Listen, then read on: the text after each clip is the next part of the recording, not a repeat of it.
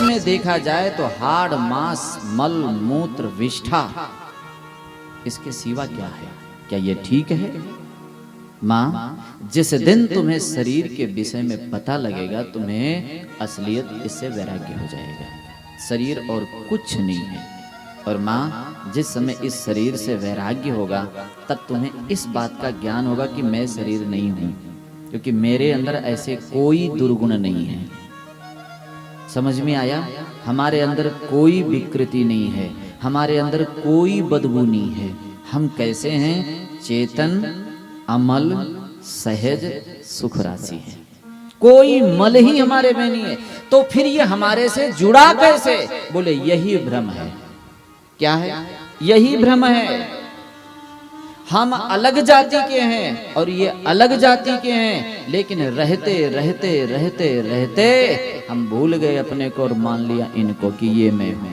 हमारी और इनमें भिन्नता है मां, ये ज्ञान हो जाएगा आपको। हम बंधे कैसे? तो बंधे वो कीर मरकट की नाई। कैसे बंधे? तुलसीदास जी महाराज का वाक्य, मरकट की तरह बंधे। बंदर पकड़ने वाले क्या करते हैं? सकरे मुख की हांडी लेते हैं, मटकी, उसमें चना भर देते हैं। और बंदर का स्वभाव दोनों हाथ डाल के उठाने का है। तो दोनों हाथ खाली था तब तो चला गया और मुट्ठी में आ गया चना। अब निकलेगा क्या? ध्यान से सुनना, अब निकलेगा? बंदर डरा कि मटकी ने मुझे पकड़ लिया। किसने पकड़ा? ध्यान देना, किसने पकड़ा? मटकी ने। और इसी भय के कारण से अभी तक तो पकड़ा नहीं गया था, अब बहेलिया और व्याध उसे पकड़ लेगा और नचाएगा। पकड़ा नहीं गया था। अगर वो चना छोड़ दे तो बंधन मुक्त है या नहीं है? पकड़ा इसने है चने को, लेकिन बहम ये हो गया कि मटकी ने मुझे पकड़ लिया। ऐसे ये जीवमा सुख के लिए संसार को इसने पकड़ा और कहता क्या फिरता है? संसार में बांध लिया हमें। ध्यान आया? इसलिए माँ, इस ज्ञान से यहाँ व्यवहार करो। ये जीव स्वयं सुख भोग के लिए आया था। ये शरीर ना तो मैं हूं और ना तो ये मेरा है और ना मेरे लिए है। संतों ने बड़ा सुंदर पद गाया है, मैं नहीं, मेरा नहीं, ये तन किसी का है दिया। करना क्या है? इस एक पद में अगर हम रोज रोज देखें तो इसकी पहचान भी है, इसकी साधना भी है, और इससे कल्याण कैसे होता है सारा है। सुने आप लोग। मैं नहीं, मेरा नहीं, यह तन किसी का है दिया।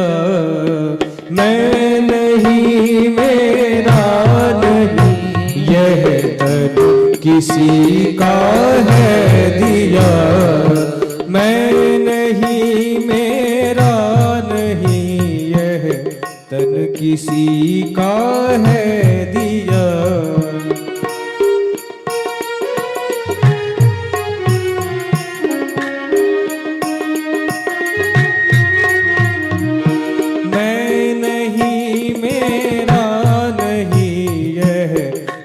किसी का है दिया। जो भी अपने पास है वह धन किसी का है दिया।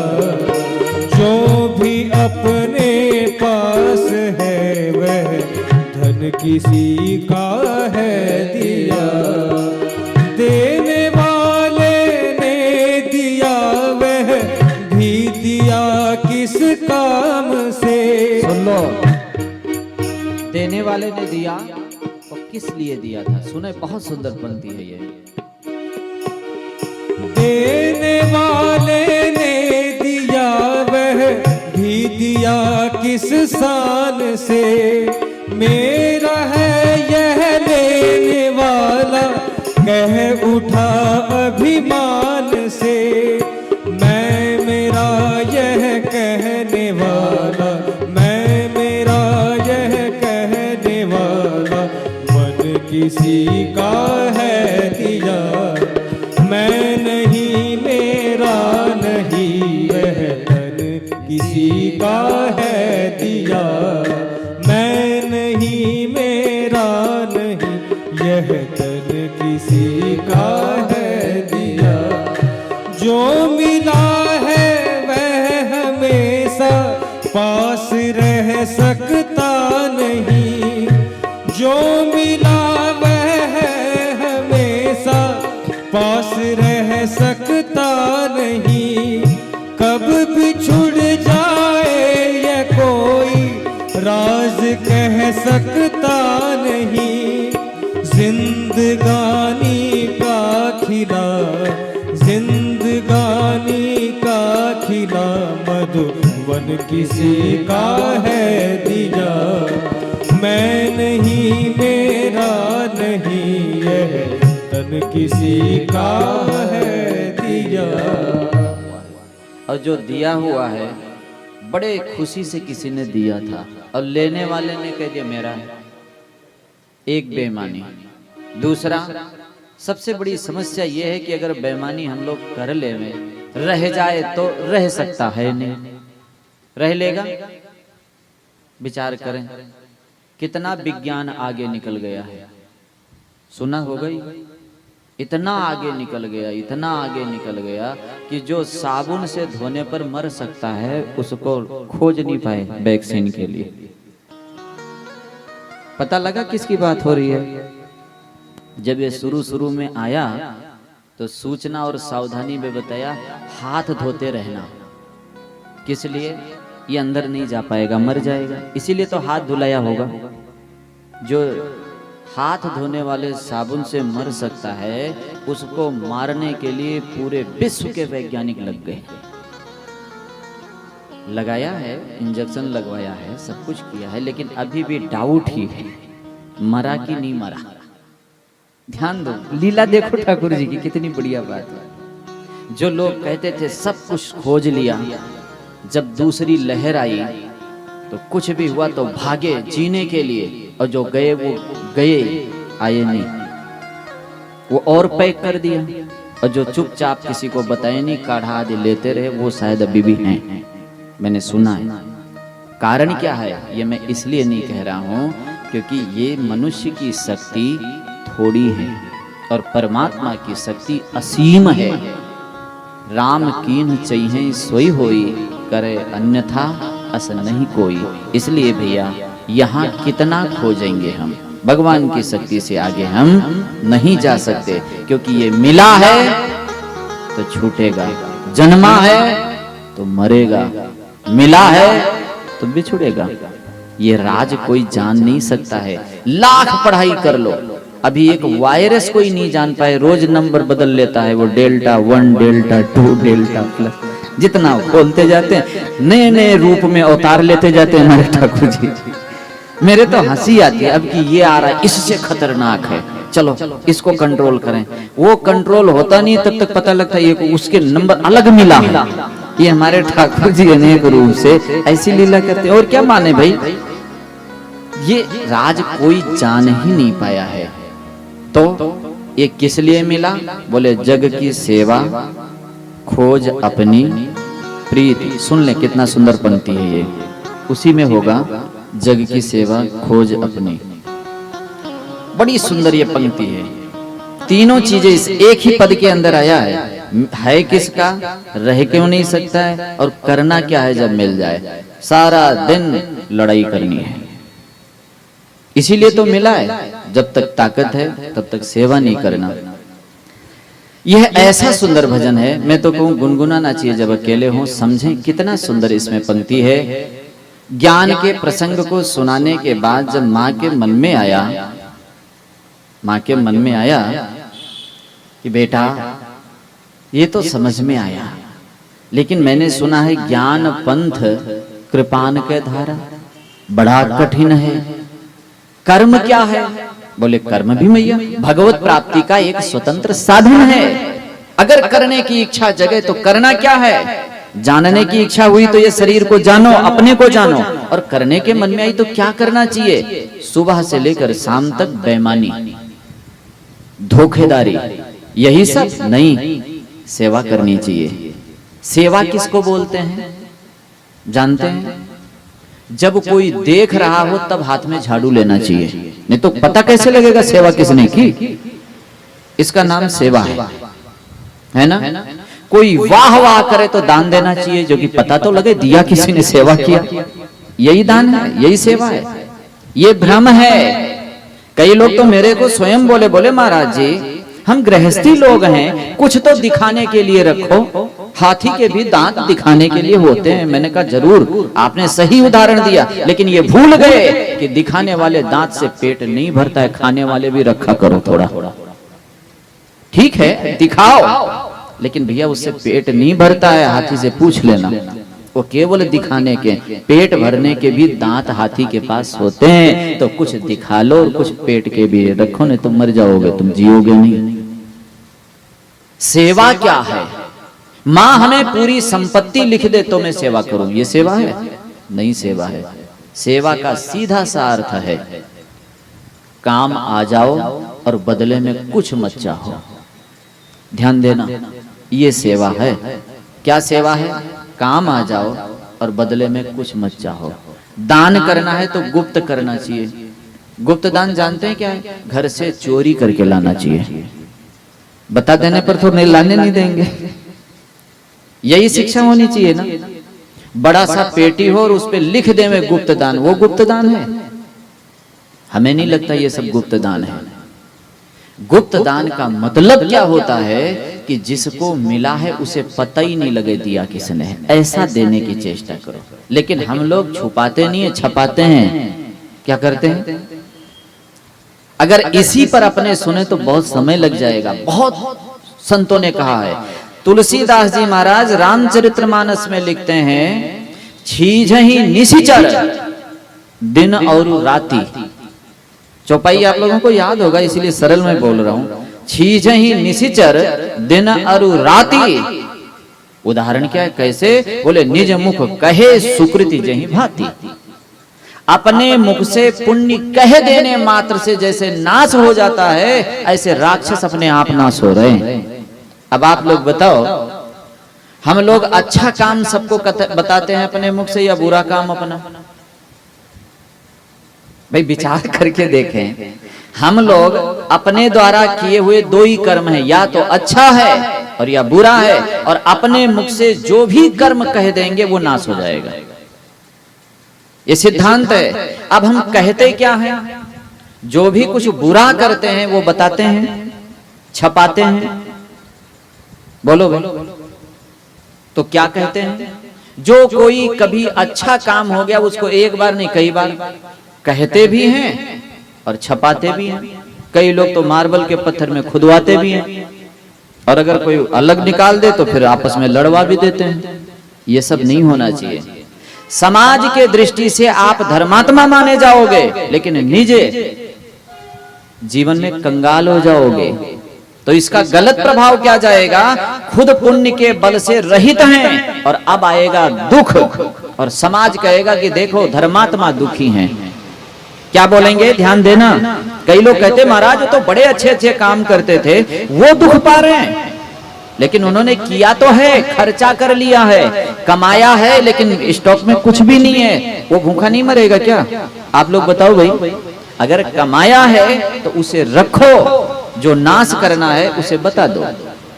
तो यहां पर बताया सावधानी रखना चाहिए। कर्म क्या है?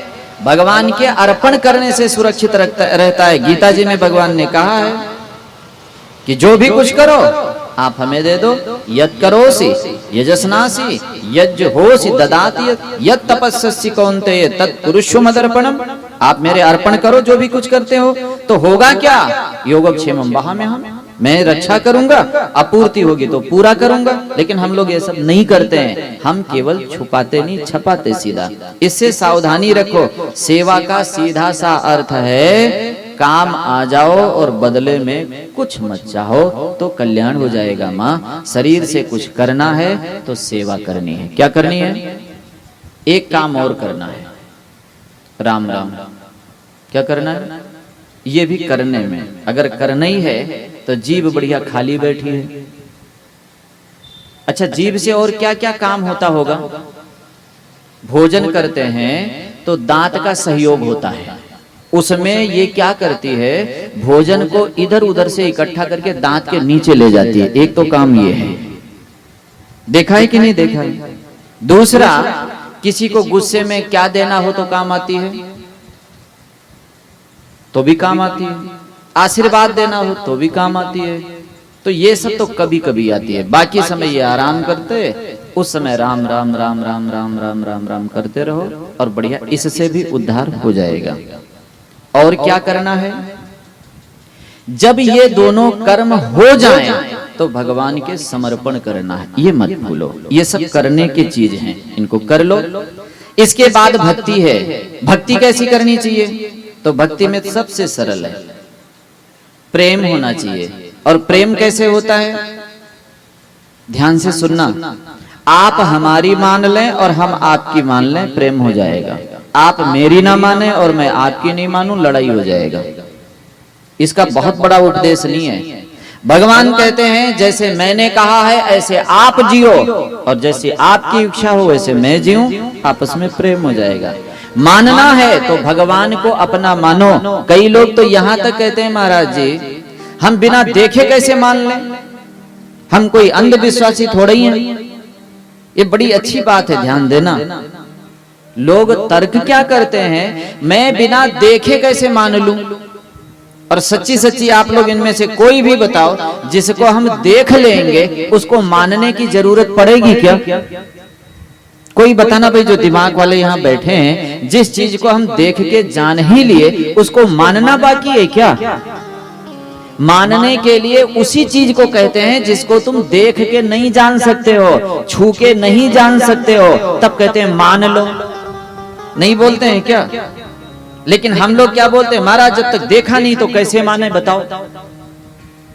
आप कुछ भी नहीं मानते हो? बोले ना मैं बिल्कुल नहीं मानता हूं। और मानते हैं। जब पहली बार सूर्य देखा होगा तो आप जान के माने थे क्या? कोई बताना भाई। जब सूर्य भगवान को पहली बार देखा होगा तो आप जानते थे इसलिए माना कि ये सूर्य है क्या? किसी ने कहा आपने मान लिया?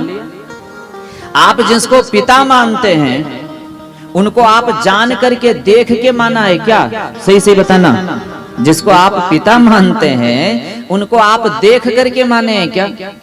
अगर उनको देखने जाते तो स्वामी जी महाराज बोलते हैं पानी के बूंद भी नहीं थे। तो क्या पिता को देख के मानते हैं? माँ ने कह दिया ये पिता है तो मानते हैं। ये सब बातें चलो कठिन है, आपको सरल बता दें। एक बोतल में लिखा हुआ है जहर है, ऐसा कभी देखा कि नहीं? जहर खाया है आप लोगों ने कि नहीं खाया? नहीं खाया? चलो तब कोई बात ही नहीं। अच्छा, जहर खाने से होता क्या है? इतना तो जानते ही होंगे, जानते हैं ना? कितने लोग जानते हैं? थोड़ा पुरुषों में हाथ उठा सकते हैं। जहर खाने से मरते हैं, आप लोग जानते हैं? हाथ उठा तो रहे थे फिर। अगर जानने जाते तो आज हाथ उठाने यहां नहीं आते, कहीं और होते। यही तो बात है समझने की। हम अपने द्वारा अपने को समझें। आप जहर खाने से कोई मरता है ये आप जानते नहीं है, मानते हैं दूसरे की बातों को। किसी ने कहा नहीं महाराज ऐसी थोड़ी है, बोतल में लिखा हुआ है कि खाने वाला मर जाएगा। तो अगर लिखा प्रमाण है तो भागवत जी में लिखा हुआ मैं बता देता हूं, यही मान लो। पड़ेगा आपको मानना ही। बहुत सारी चीजें हैं कि आप जान के नहीं कर सकते हो, मानना ही पड़ेगा। नहीं मानना पड़ेगा? अगर मानना है तो सबसे बढ़िया मानना ईश्वर का है। भगवान को मान लो और काम बन जाएगा। हम लोग जब पढ़ते थे तो सवाल हल करना नहीं आता था। ऐसे ऐसे सवाल बनाते थे कि दो चीज बता देते थे और तीसरे को ढूंढना होता था। ना तो वो दिखता था, उसमें दिखता भी नहीं था, उसी को ढूंढना था। और वो जैसे मिल जाता था तो कहते थे सवाल हल हो गया। पढ़े लिखे लोग होता था ऐसा कि नहीं? दो चीजें उसमें बता दी जाती थी और तीसरा नहीं पता है, उसको ढूंढ लेने पर कहते थे सवाल हल हो गया। तब गुरुजी हमको समझाते क्या थे, देखो जब कभी ऐसा सवाल आवे, दो चीज पता हो एक ना पता हो, तो उसको लगाने का तरीका बताते थे। सबसे पहले माना का बराबर 20 पहले कर लो। क्या करो? माना का बराबर 20। अब 20 को मान के हल करो, लास्ट में सही जो होगा वो मिल जाएगा आपको। भगवत भक्ति यही है। माना भगवान राम जी हैं, आप मान लो और चिंतन करो और राम राम राम राम राम राम राम राम शुरू करो।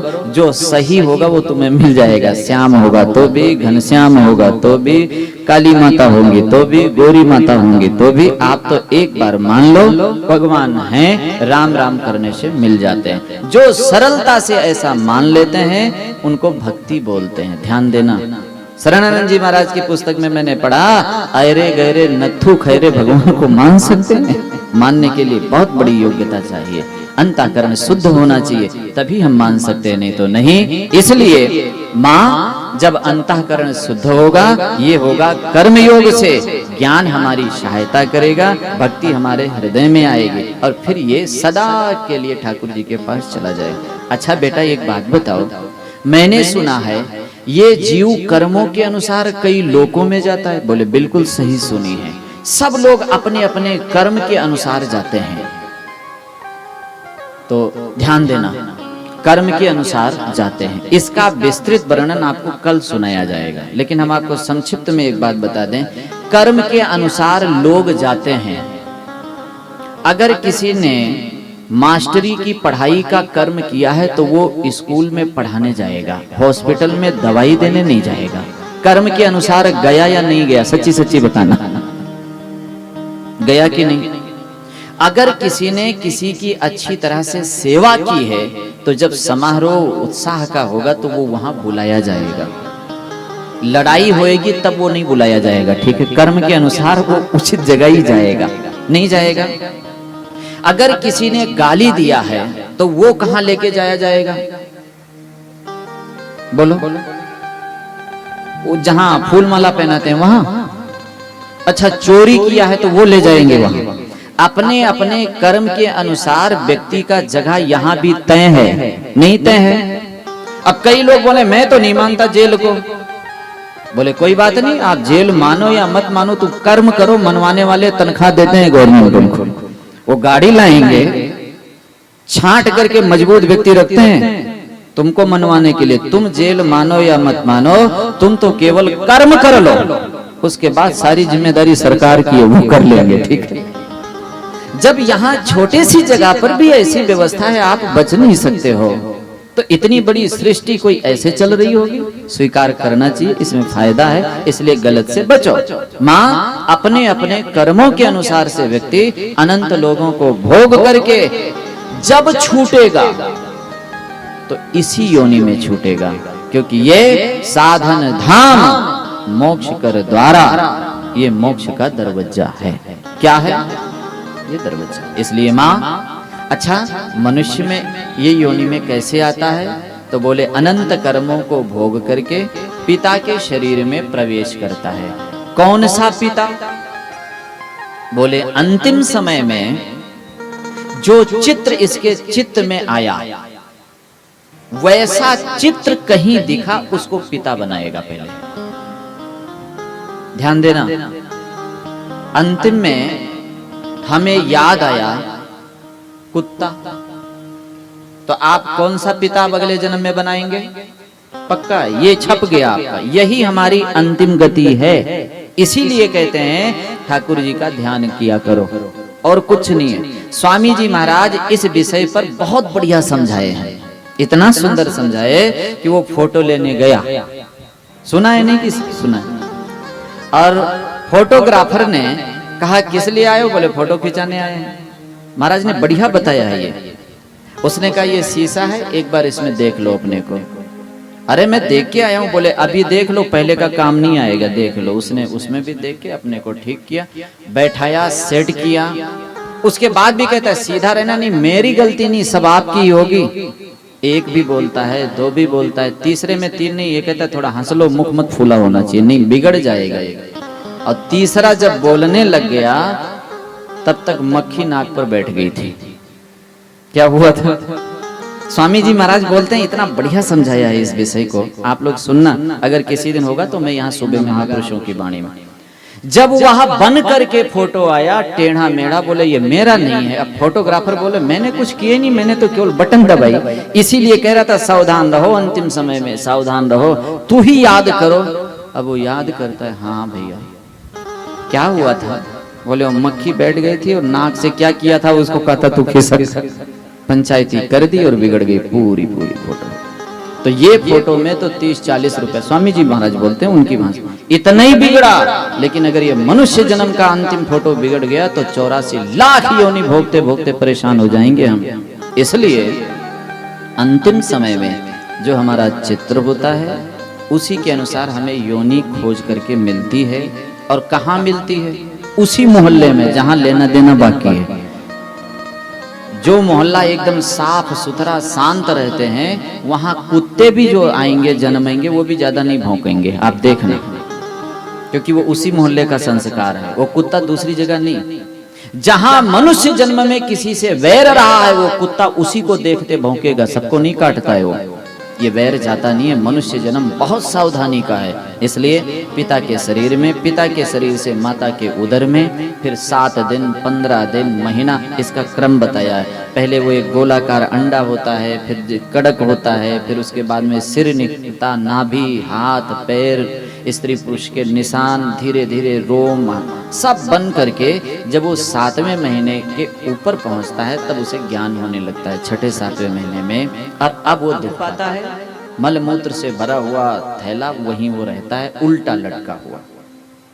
जो हमारे शरीर में जीव हैं वो उसके नरम चमड़ी को काटते हैं, असह्य वेदना होता है। कभी कभी भूल जाता है अपने को, होश आता है, फिर प्रार्थना करता है, एक बार यहां से निकालो मुझे।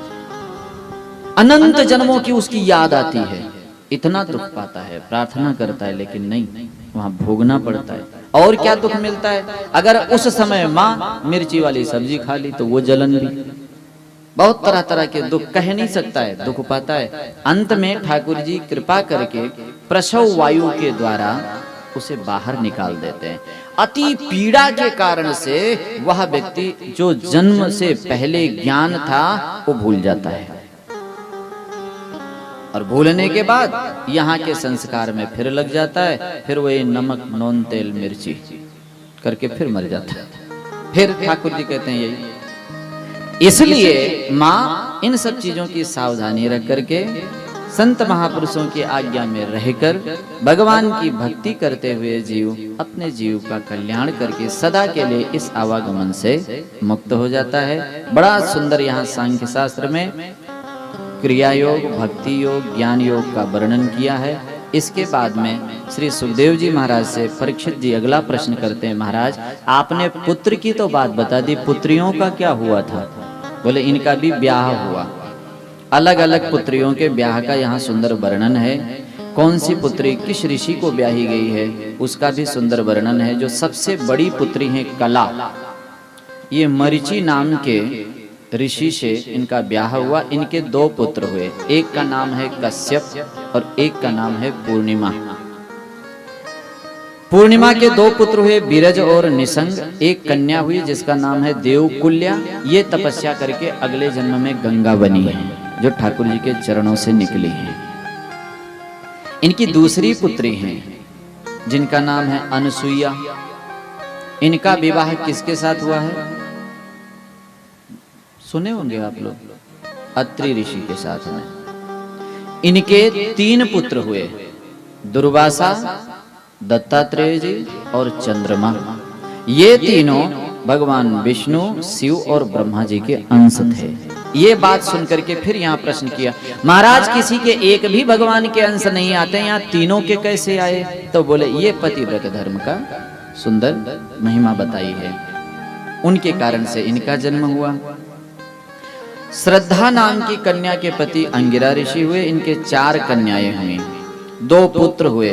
पुत्र का नाम है उतथ्य और बृहस्पति। उतथ्य नाम किसका है? शुक्राचार्य जी का।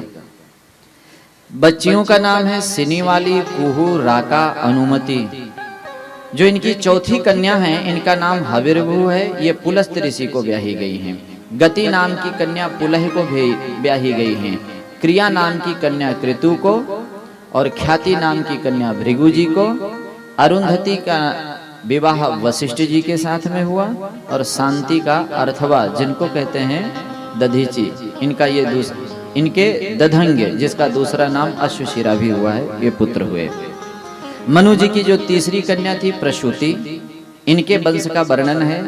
प्रसूति ये दक्ष प्रजापति से ब्याही गई। ध्यान आया, देवहूति का वंश यहाँ पूरा करते हैं।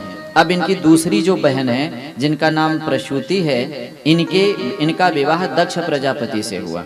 हम ये आपको प्रसंग क्यों सुनाना चाहते हैं, संक्षिप्त कर देते, लेकिन आपको हम बता दें आगे भी बहुत वंशावली चलेगी और वंशावली सुननी चाहिए। इससे हमें एक बात का ज्ञान होता है कि कहीं न कहीं ये सब अपने पूर्वज हैं। कौन है? भगवान से ब्रह्मा जी, ब्रह्मा जी से मनु, और मनु से ये, और फिर इनसे हम लोग किसी भी पीढ़ी में, हो सकता है करोड़ पीढ़ी बाद, लेकिन हैं तो अपनी ही जाति के ना। लेकिन हम लोग यहाँ आकर के उपजातियां और बना ली। कोई बोले हम ब्राह्मण हो गए, कोई बोले हम साध हो गए, कोई बोले हम कुम्हार हो गए, कोई बोले हम सुथार हो गए। ये सब काम को लेके हुआ, लेकिन हमारी एक ही जाति है, अविनाशी। कौन सी जाति है? ठिकाना साकेत है, ठाकुर जी के हम वंशज हैं, इसीलिए हमारे वो गुण हैं। हमारे और भगवान में जातीय एकता है। यहाँ तो हमने क्या किया, व्यवहार के लिए अलग अलग अपना पहचान रखा। कैसे? जैसे तिल। ध्यान देना, एक अच्छी बात याद आई है। तेल किसको बोलते हैं, बता सकते हैं? आजकल तेल बहुत तरह के होते हैं। कई लोग तो कहते हैं रामदेव बाबा का तेल है। मेरे हंसी आती है, रामदेव बाबा का तेल नहीं है वो। अब सीधे सीधे बोल देते हैं, अब उनका तेल होता है कोई, सीधे बोल देंगे कहने के भाव में, लेकिन ऐसा नहीं है। तेल शब्द की जो उत्पत्ति हुई, जो तिल से निकला था, किससे निकला? और जिसने निकाला उसको तेली कहा। जो औजार बने लोहे से, जिसने लोहा को बनाया उसको लोहार कहा गया। ध्यान आया कि नहीं? तेल किससे निकला? तिल से, और निकाला जिसने, तेली नाम पड़ा। ये तिल से संबंध रखने वाला। शास्त्रों में जहां तेल का वर्णन आवे, वहां स्वाभाविक जान लो कि तिल के तेल का वर्णन है, जो निषेध आया है। सरसों का तेल नहीं। कई लोग पूछते रहते हैं, इसलिए प्रसंग आ गया। जहां शास्त्रों में घी लिखा हो, तो घी किस चीज का होता है? जहां कहीं घी है वो गाय का ही घी है। पहले गाय का ही घी बनता था, तब केवल घी लिखते। अब जब तरह तरह के घी बनने लग गए, तब लिखना पड़ा गाय का घी। अब गाय भी तरह तरह की वर्ण संकर तैयार हो गई, तब लिखना पड़ा देसी गाय का घी। फिर उसके बाद में विदेशी गाय। अब इतना लिखना पड़ने लग गया। ध्यान देना, पहले घी से पहचान थी, अब शुद्ध देसी गाय का घी। ये सब विशुद्ध हो गया, तब लिखना पड़ा। और आजकल एक सज्जन तो डिब्बे पर क्या लिखते हैं? गाय का देसी घी। क्या लिखते हैं? गाय का देसी घी। इसका अर्थ समझते हैं आप? देसी गाय का घी नहीं है। ध्यान देना, आप लोग उसको देसी गाय का घी मानते हैं, लेकिन डब्बे पर क्या लिखते हैं? गाय का देसी घी। क्या लिखते हैं? ये समझना, ये व्यापार के तरीके हैं तुमको गुमराह करने के लिए। उनसे किसी ने पूछा ऐसा कैसे लिखते हो? बोले गाय का घी है और देश का है अपने, बस। अब जर्सी का है, विदेशी का है, ये पता नहीं। अगर देसी गाय का लिख देंगे तब जवाब देना पड़ेगा। समझ में आ गया शब्द का कि नहीं? शब्दों में बहुत जाल छिपा हुआ होता है। बुद्धिमान लोग इसी तरह से होशियारी करते हैं और साधारण लोग समझ नहीं पाते। वो खा रहे हैं देसी गाय का घी, लेकिन डब्बे पर लिखा है गाय का देसी घी। देसी घी नहीं है वो गाय का। तो यहाँ पर विशेष रूप से आपको हम बतावें, ये सब विकृति होने पर इन शब्दों को जोड़ा गया। नहीं तो जहाँ तिल है वहाँ तेल है, निकालने वाले तेली हैं। जहाँ वेद हैं वहाँ वेदज्ञ हैं और कर्म वैदिक है। ऐसे हमारे यहाँ पहचान, लेकिन मूल में हम लोग भगवान के हैं। वंशावली से हमें इस बात का भान होता है। अब यहाँ दक्ष प्रजापति से 16 कन्याएं हुई। कितनी? ध्यान देना, इनके नाम क्या हैं? श्रद्धा, मैत्री, दया, शांति, तुष्टि, पुष्टि, क्रिया, उन्नति, बुद्धि, मेधा, तितिक्षा, ह्रिंग, मूर्ति, स्वाहा, स्वधा और सती। ये 16 कन्याएं हुई। इनमें से प्रथम जो 13 कन्याएं हैं ये केवल धर्म को ही ब्याह दी गई।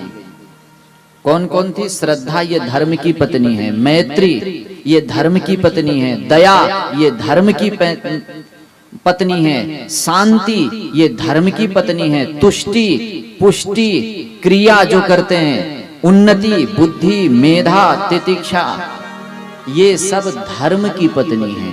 ये किसके पास रहती हैं? ये पतिव्रता हैं। पतिव्रता अपने पति के पास रहती है। किसके पास रहती है? पति के पास। और पति इनके कौन है? धर्म। जहां धर्म है वहां ये रहती हैं। समझ में आया कि नहीं? 13 इन्होंने धर्म को दे दी। अग्नि को स्वाहा नाम की कन्या दी।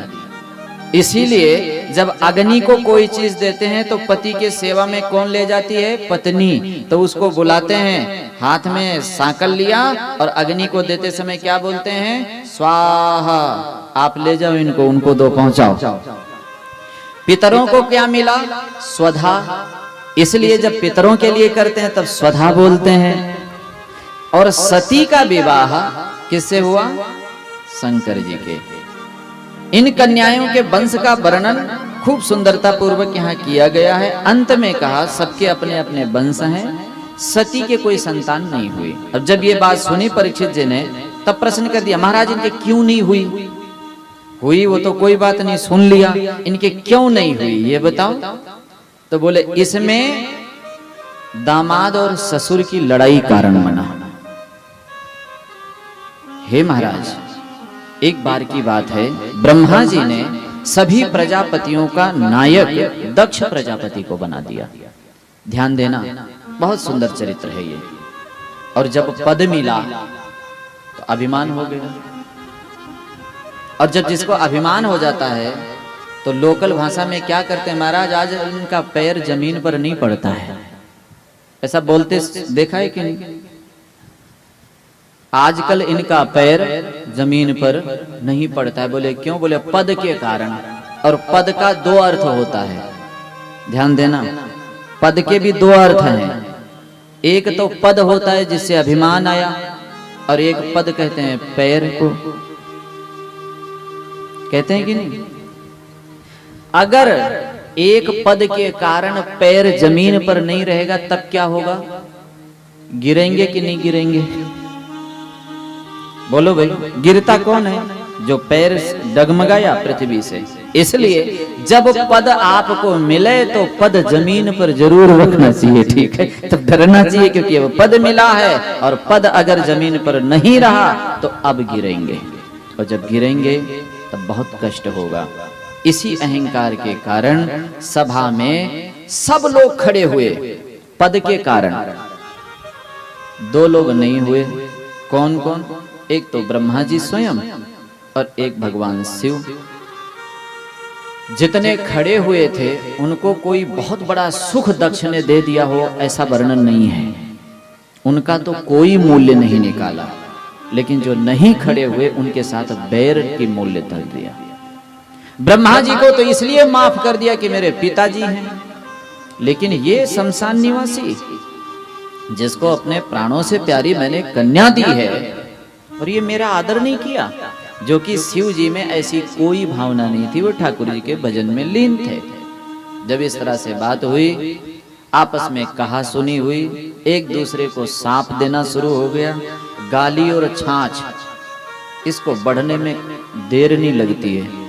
बढ़ाना चाहे कोई तो ये कभी भी नहीं रुकती है। वो उनको गाली, वो उनको गाली। और मैं तो यहां तक कहता हूं, लड़ाई और वर्षा तेज वाली ठीक होती है। कौन सी? आप देखेंगे। और ये जो धीरे धीरे वाली होती है, दोनों नुकसान करती है। तेज बारिश हो जावे तो कम से कम नाली की कीचड़ तो साफ हो जाता है, अब आसमान खुल जाता है, मन खुश हो जाता है। होता है कि नहीं होता है? बोले जो बहस हो बहा। लेकिन वो झिरझिर झिरझिर वाली वर्षा जब होती है तब कितने कीचड़ होते हैं, और पक्के मकान भी रिसने लगते हैं। इतना खतरनाक होता है, और लगता है धीरे धीरे हो रहा है, बहुत खतरनाक। ऐसे ही गाली होता है, गाली गलौज वाली लड़ाई, ये धीरे धीरे सब खोखला कर देती है। और जो फटाफट लड़ाई होती है लाठी डंडे वाली, उसमें ज्यादा टाइम नहीं लगता है, 2-4 मिनट ज्यादा से ज्यादा, ठीक। कोई जेल में, कोई हॉस्पिटल में, मोहल्ला एकदम बढ़िया शांत होता है कि नहीं होता है?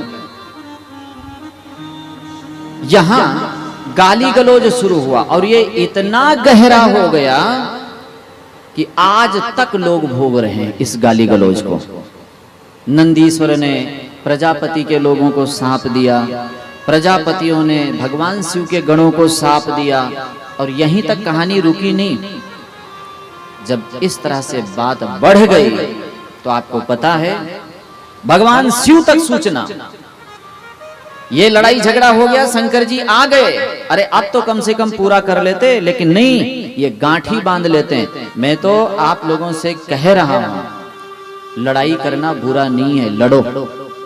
एक समय से काम न चले तो 2 समय लड़ो, इससे कोई नुकसान नहीं है, लेकिन गांठ मत बांधो भैया, ध्यान से सुन लो। लड़ाई से कोई नुकसान नहीं है, लड़ना है तो बच्चों जैसा लड़ो ना। एक दूसरे को पीटा पीटी कर लेते हैं, थोड़ी देर बाद आंच फूंक करके गर्दन करने पर हाथ रख करके फिर राजी हो गए। और माता पिता क्या करते हैं, इस लड़ाई को देख के गाल फुलाते हैं। मैं ये कहता हूं, या तो लड़ो मत, और लड़ो तो गांठ मत बांधो। ये दुखता ये गांठ है, और आगे चल के यही कैंसर बनता है। पूरा शरीर, पूरा परिवार, पूरा घर नाश हो जाता है लोगों में। गांठ मत बांधो, लड़ लो, 1 बार नहीं 2 बार लड़ लो, लेकिन मन में रखो कि सबसे पहले भूल हम सुधार करेंगे, हम माफी मांग लेंगे। भैया इसको गांठ मत बांधो, 2-4 दिन की जिंदगी है, सुख से जी लो, भगवान की शुक्रिया मानो। आज लड़ाई हुई, हमारे कोई है तो सही, होता नहीं तो लड़ाई होती क्या? सच्ची सच्ची बताओ आप लोग, भगवान कोई दिए ही नहीं होता तुमको तो लड़ाई होती क्या? आज भगवान की कृपा है, कोई है तो लड़ो, लड़ना मना नहीं है, लेकिन माफी मांग लो, गलती मान लो। मैंने सुना है झुके सो भारी होए, जो झुकता है वो भारी व्यक्ति होता है, हल्का नहीं होता है। कई लोग तो कहते हैं भैया बात तो छोटी सी, तुम ऊंचा आ गए, बोलो हल्के हो गए। बताओ, लड़ो, माफी मांग लो और खुशी से जियो। रात गई, क्या हुआ? बात गई, अपने फिर शुरू करो। पता नहीं कब यहां से जाना है लड़ाई लेके। आप यहां स्वभाव बना लोगे, भगवान कुत्ता कुतिया बना देंगे, पूरी गली खाली पड़ी, अब लड़ो, हमेशा ही लड़ो, कोई मतलब ही नहीं लड़ाई का। जब स्वभाव के अनुसार से शरीर मिलता है तो लड़ाई झगड़े का आदत बना लोगे। आप आदत बना लो, कपड़ा भगवान पहना देंगे, अब लड़ो। कुत्तों की लड़ाई कोई वाद विवाद लेके थोड़ा ही होता है। एक बोले, दूसरा सुना, उसने बोला, तीसरा, चौथा, 5वां, मोहल्ले के सब इकट्ठा होकर के जब तक नहीं थके तब तक करते रहे। थक के बैठे तब पूछा, भैया आप क्यों भूखे? बोले वो भूखे थे इसलिए। उनसे पूछा, तुम? बोले वो भूखे थे इसलिए। पहुंचते पूछते लास्ट वाले पर पहुंचे, बोले तुम क्यों भूखे? बोले मेरे यूं ही उठ गई थी, कोई ना कोई प्रॉपर्टी का ना कोई लेन देन, ऐसे ही भौंक रहे हो। बताओ, अरे कम से कम सोचो, ये मनुष्य शरीर इसलिए नहीं मिला है। बढ़िया प्रेम से रहो, हो जाता है। एक दूसरे को माफ करो। यहाँ इस युद्ध को यही विराम नहीं मिला। शिव जी तो आ गए, लेकिन मन में रख लिया दक्ष ने। अब शिव जी इतने पर दुखी नहीं हुए, तब उन्होंने सोचा एक बहुत बड़ा यज्ञ करेंगे, ध्यान देना, और उसमें शिव का अपमान करेंगे। बुलाएंगे नहीं तो इनका अपमान हो जाएगा, भाग नहीं देंगे। धार्मिक कार्य भी जब किसी को नीचा दिखाने के लिए किया जाता है तो वो उत्थान नहीं, उल्टा पतन कर देगा तुम्हारा। ध्यान रखना, कर्म भले ही अच्छा हो, उद्देश्य अच्छा नहीं है तो गलत हो जाएगा। यज्ञ किया, नहीं बुलाया, शिव जी मस्त थे। सती को पता लगा, अरे क्या सुंदर ये चरित्र है, सबको बुलाया। ये देवता भी गए, देवता हैं, कौन से हैं? देवता। इनको तो तुलसीदास जी महाराज बोले हैं, आए सुर जहीं सदा स्वार्थी। ये गए, इतना बड़ा आकाश खाली है, लेकिन कैलाश के ऊपर से होके जाते हैं। जानते हो क्यों? समझ में आ रहा है ना? ये देवता कोई और नहीं, आप ही लोग जाके बनते हैं वहां, स्वभाव लेके जाते हैं। जब पता लग गया कि इनके ससुराल से लड़ाई चल रही है तो आज जरूर आके कहते हैं, चलोगे नहीं क्या नमक छिड़कने? हम नहीं जाएंगे। बोले क्यों?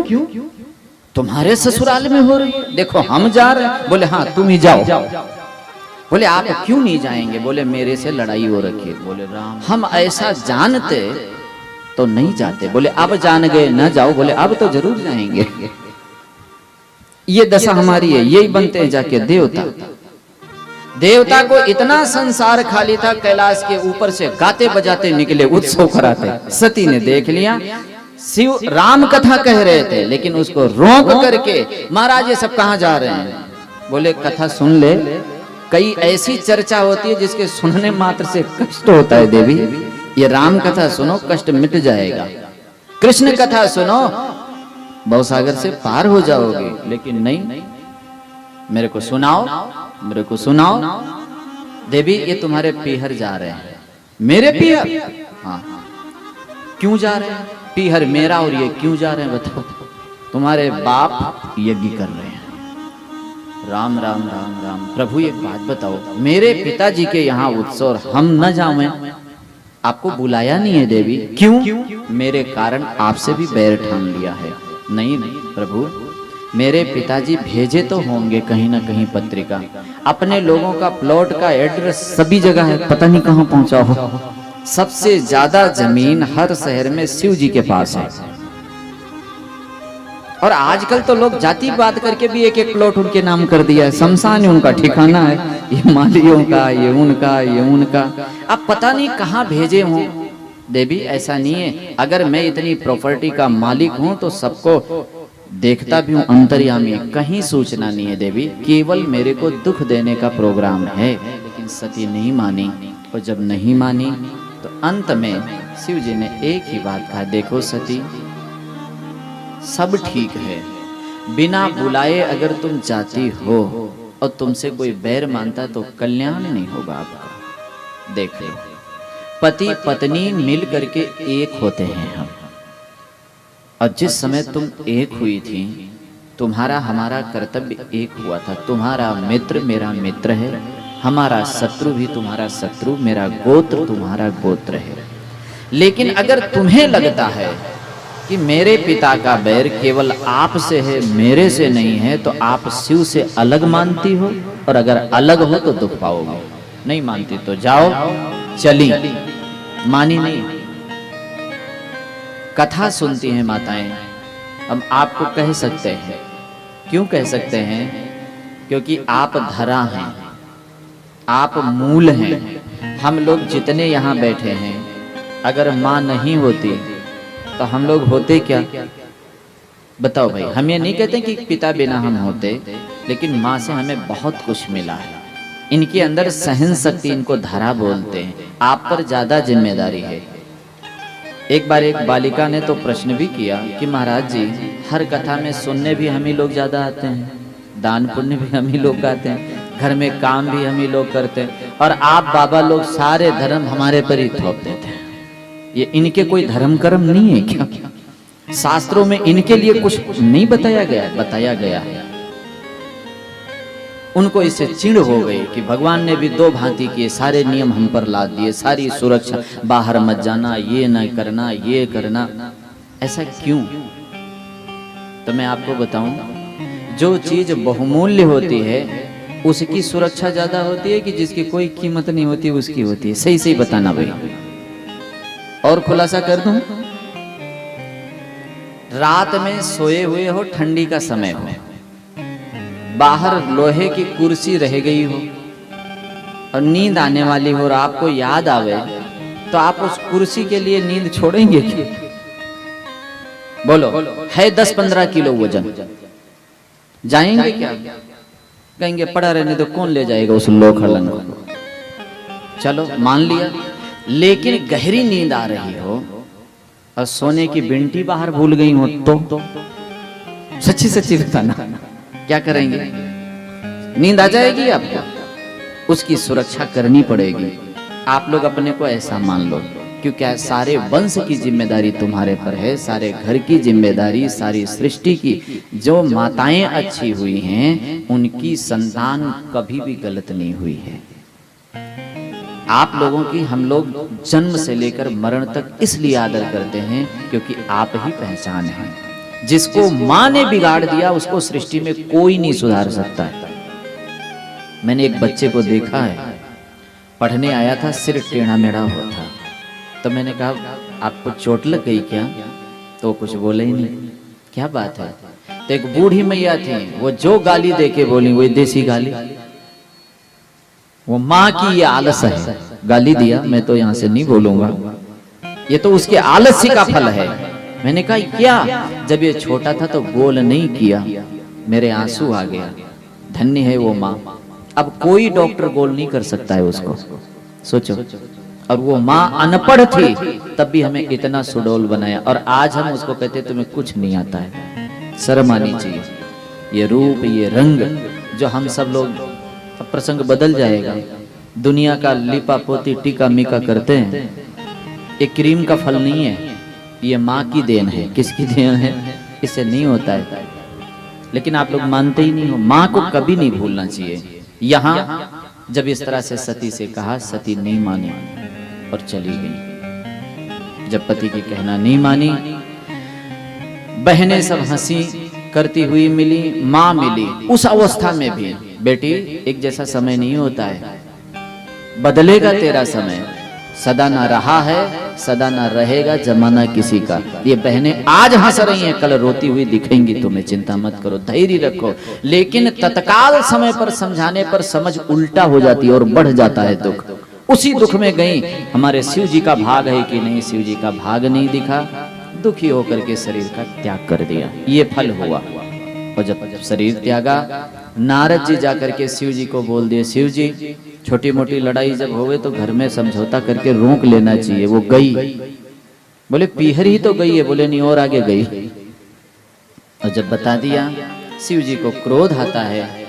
एक सिर का जटा जब जमीन पर पटका तो वीरभद्र नाम का एक गण असंख्य सैनिकों के सहित गया, कहां? ससुराल। और वहां ऐसा तहस नहस किया, दक्ष जी का जो अभिमान भरा सिर था काट करके सोहा कर दिया।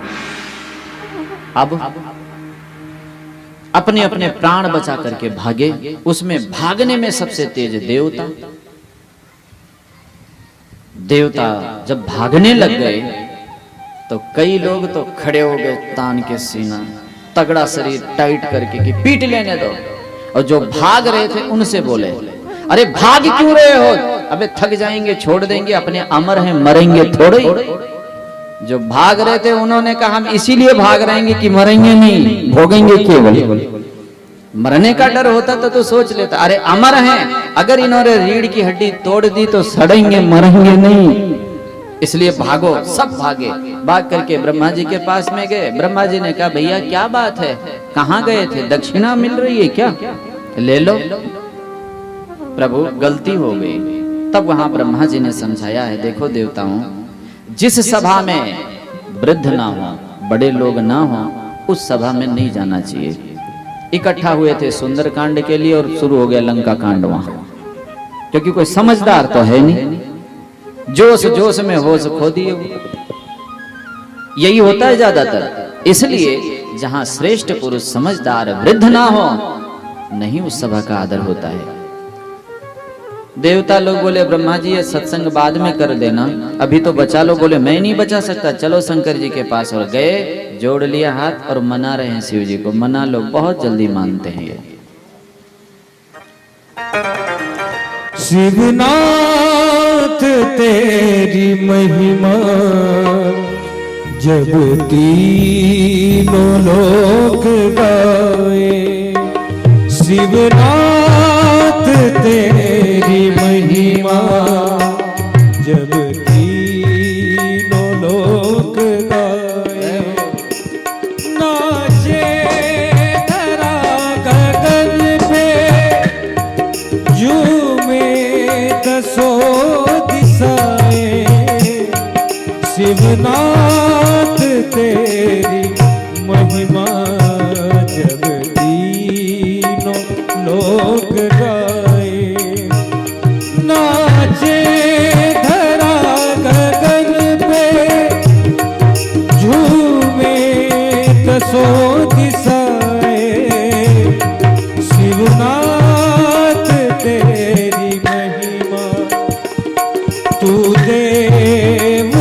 सबसे न्यारा, तुझको नमन हमारा।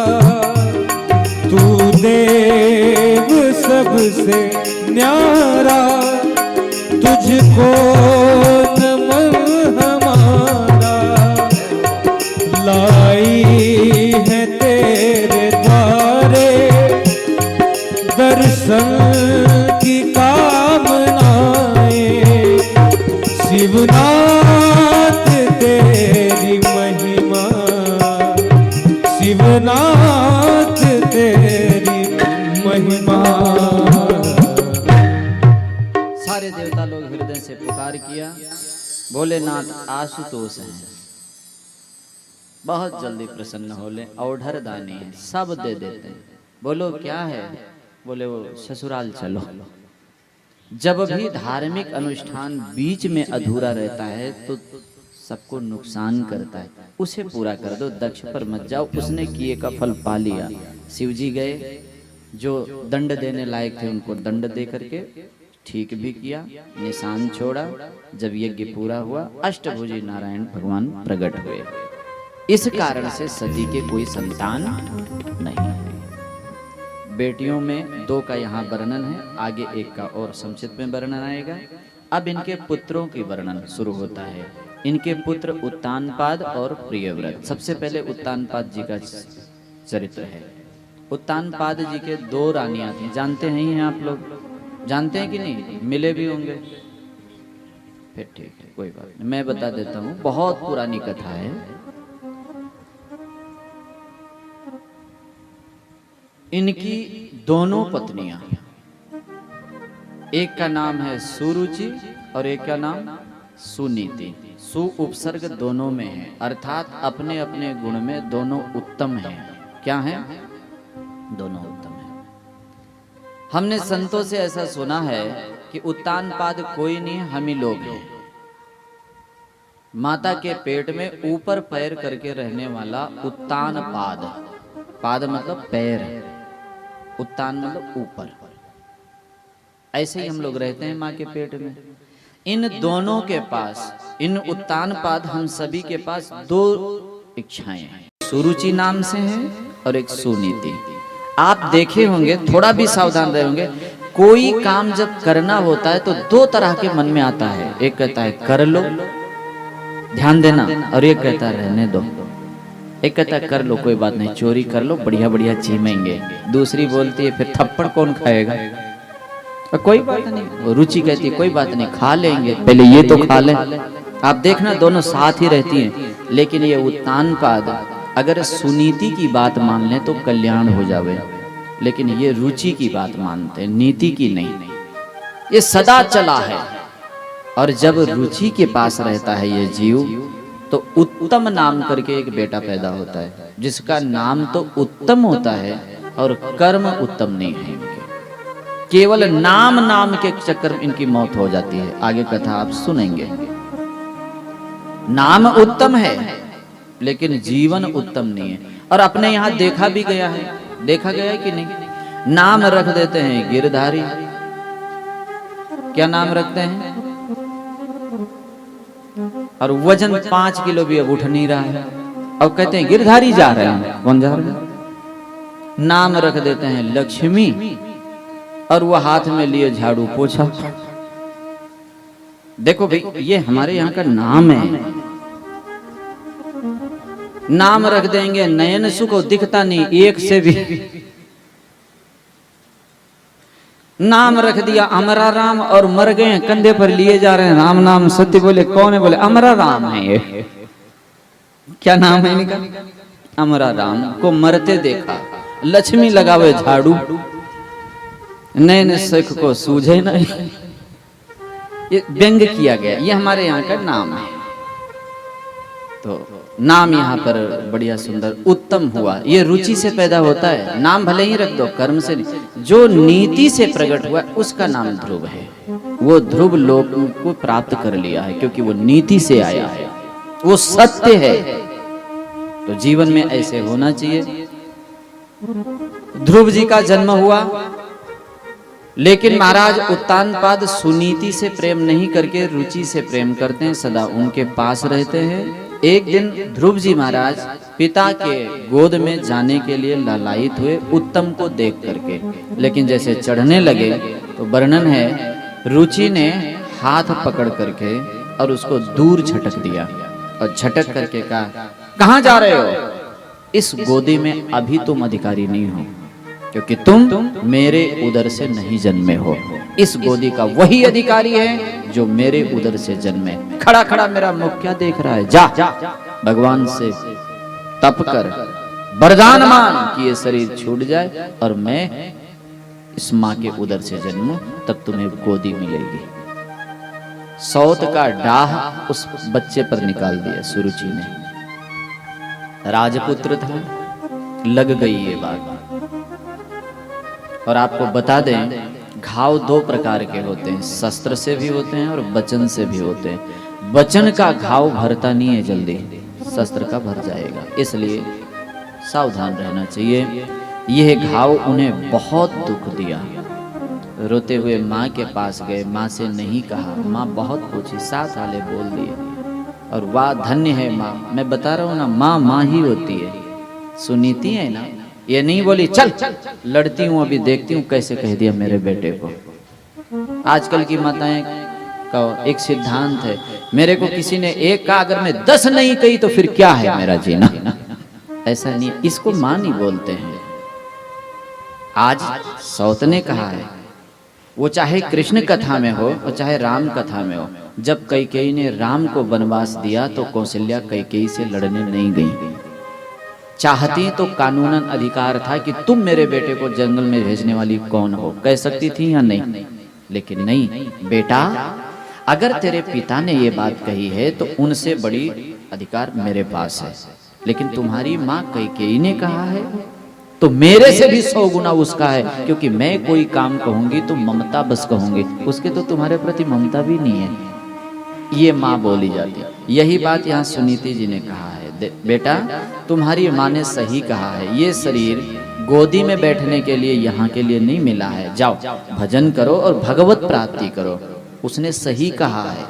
और बेटा जो कोई बचपन से लग जाता है वो उस काम में सफल होता है। तेरी माँ ने ठीक समय पर तेरे को कहा है, इस गोदी के चक्कर में न जाने कितनी जगह भटकना पड़ेगा, जाओ। हे बेटा इस शरीर की मैं माँ हूँ, इसलिए मेरी भी एक विनती मान लेना, जब तुम्हें भगवत प्राप्ति हो, भगवत दर्शन हो, उस समय आप किसी के गोदी में नहीं आने की। बस जब इस उदर में आ ही गए हो तो इसे लजाना मत, सदा के लिए भगवान के गोदी में जाने की सोचना। जा बेटा जा। माँ ने भेज दिया। और जब माँ ने भेजा, अब हमारे ध्रुव जी छोटे नन्हे से जाते हैं। नारद जी डराने आए कि बालक है वापस कर दूं। जब डराने लग गए तब ध्रुव जी ने एक ही बात कहा, बाबा आपका नाम क्या है? मैं नारद हूँ। बोले असली हैं? बोले क्यों संदेह है बेटा? बोले मेरी माँ कहती थी। क्या कौन कहती थी? माँ, कि नारद जी सबको भगवान में लगाते हैं और तुम मुझे संसार में वापस भेजते हो। नारद जी समझ गए माँ की शिक्षा कभी व्यर्थ नहीं जाती है। और यहाँ की माताएं क्या बोलती हैं? बाहर मत जाना, बाबा कान काट लेंगे। क्या करेंगे? ये सब नहीं डराते हैं। आप लोगों की शिक्षा उनके अंतःकरण में बैठती है, उल्टा मत बताओ। स्वामी जी के संस्मरण में ये बात आई है, मैं भिक्षा लेने गया तो एक छोटी सी बच्ची गेट के पीछे छिपी छिपी, उसकी माँ जब रोटी लेने गई तो मेरे से बाबूजी आप कान काटते हैं क्या? बोले नहीं मैं तो लाली नहीं काटता। बोले नहीं काटते हैं, मेरी माँ कहती है। तो माँ अगर कहती है तो बच्चे विश्वास करते हैं। आप उनको सत्य बात बताओ। अच्छा बताओ कोई बाबा काटते हैं कान? कई माताएं तो कहती हैं बाबा जी उठा ले जाएंगे। तो बाबा जी नहीं, चोर उठा ले जाते हैं। ठीक है। एक संत ने तो संस्मरण सुनाया, हंसने वाली बात है। बोले मैं जा रहा था और एक माता राम मेरे को दौड़ करके बोले रुको महाराज जी, थोड़ा सा रुको। मैं डर के मारे रुक गया, क्या जरूरी काम है? बोले थोड़ा फोटो लेना है। फोटो? बोले फोटो देखो, मेरी मत पूजो, भगवान की पूजो। बोले नहीं पूजा के लिए नहीं चाहिए, गणेश भगवान के हैं मेरे पास, आप रुको। तो बोले फिर किस लिए चाहिए? बोले इन छोरों को दिखाऊंगी बाबा जी तेरे को खा जाएंगे। तब वो संत बोले उस दिन मेरे को पता लगा मेरा भी उपयोग है कहीं ना कहीं। अब बताओ बाबा जी ऐसे करते हैं क्या? तो माताएं आप लोग गलत शिक्षा नहीं दे में, अभी बचपन से डरा देंगे तो वो भयभीत हो जाएंगे। आज ये माँ है, माँ का वचन मान करके ध्रुव जी महाराज बोलते हैं, मेरी माँ कहती थी कि नारद जी भगवान में लगाते हैं। नारद जी ने सुंदरता से अब उनको उपदेश दिया है, जाओ इस मंत्र का जप करना, दोनों टाइम संध्या करना, त्रिकाल स्नान करना, त्रिकाल संध्या, तुम्हें 6 महीने में भगवान मिलेंगे। कितने? ध्रुव जी को इतना टाइम नहीं लगता, लेकिन अब गुरु जी ने 6 महीना बांध दिया है तो भगवान को प्रतीक्षा करना पड़ता है, क्योंकि ये किसका वचन है? नारद, जिसका रद्द हो ही नहीं सकता है। अब ध्रुव जी महाराज गए हैं, तपस्या में कितना समय लगा है? रात भर तो लगेगा। निकुंज में विराजे घनश्याम राधे राधे, निकुंज में विराजे घनश्याम राधे राधे।